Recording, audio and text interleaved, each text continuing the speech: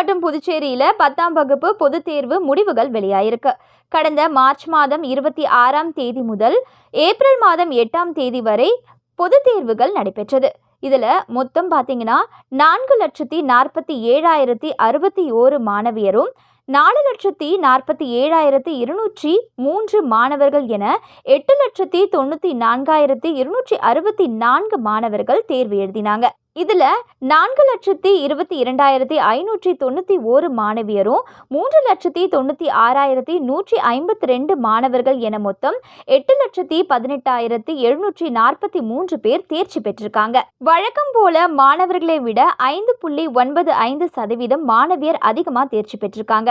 கடந்த ஏப்ரல் 2023ஆம் ஆண்டு பொதுத் தேர்வுல மாணவர்கள் மொத்தம் 9,14,320 பேரும் மாணவியர் 8,35,614 பேரும் தேர்ச்சி பெற்றிருந்தாங்க.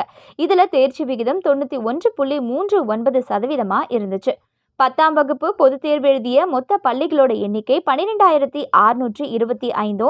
இதுல மேல்நிலை பள்ளிகளோட எண்ணிக்கை 7,491, உயர்நிலை பள்ளிகளோட எண்ணிக்கை 5,134 இருக்கு.